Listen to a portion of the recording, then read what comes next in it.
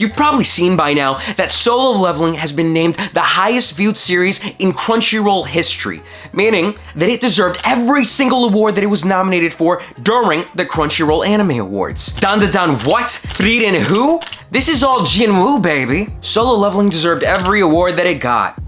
I mean that with full sincerity. And while we're all in accordance in this circle jerk talking about how Jinwoo has so much aura and how this show is so good, Japan couldn't really care less, because the series creator in a recent interview said that the performance in Japan has been pretty much average compared to every other anime that's been out recently. It hasn't had the same exceptional reception that it's had all over the world. Japanese people just see the series in a little bit different light. I mean, I bet when we're comparing things like aura, they're gonna bring out Sazai-san. You wanna talk about Jinwoo fighting that one bug monster? Well, I'll talk to you about Doraemon talking to this kid, giving him some life advice. You and me?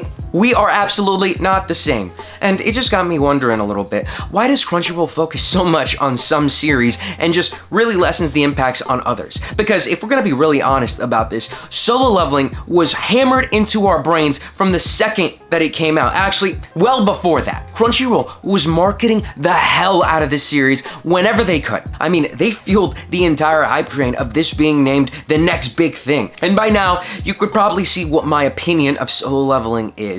I think it's a good show, don't get me wrong. Fanboys and everyone all over, hear me now.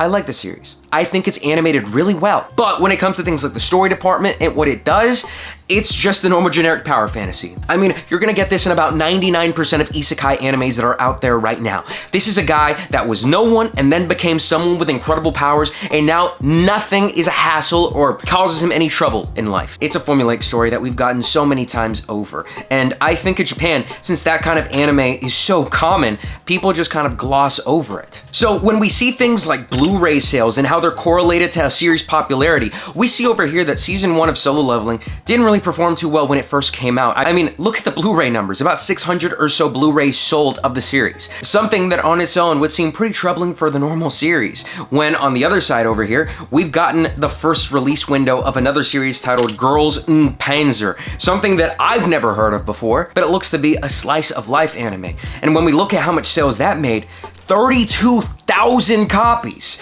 So we get to see that the Japanese have very different priorities. Unless they somehow make Jinwoo a high school girl and give him some slice of life moments, I don't think people are gonna be buying it all too much in Japan. The things that we value in different TV shows is greatly showing over here with this example. But I wonder if there's also a lot of other circumstances and things that just make it a little bit harder for Solo Leveling to be popular in Japan too. Because there's also the fact that Solo Leveling was first made as a webtoons manhwa. So it's actually Korean, it's not Japanese. And when they first released this series in Japan, they made two separate versions. One that kept everything exactly the way that it was, probably the version that you and I saw, the one where we know him as Jinwoo. Meanwhile, they had the alternate version of the same series that had all of the characters' names and the places and everything that was in that world. It changed it and flipped it to be in Japanese. So there are definitely some cultural tensions there in terms of why that decision was made. I mean, you can see that they probably do not like a series that probably would have a lot of Korean influence if it was in Japan. That might be one of those unspoken factors about why the series hasn't been doing as well in Japan. I mean, some series that I'm familiar with that I absolutely know do exceptional in Japan are things like JoJo's Bizarre Adventures, Neon Genesis Evangelion, Demon Slayer, because oh my god, do Japanese people absolutely eat up anything to do with Demon Slayer. I mean, you think that people here in the West love Demon Slayer? You haven't seen anything yet, okay? So people do adore shonen series in Japan.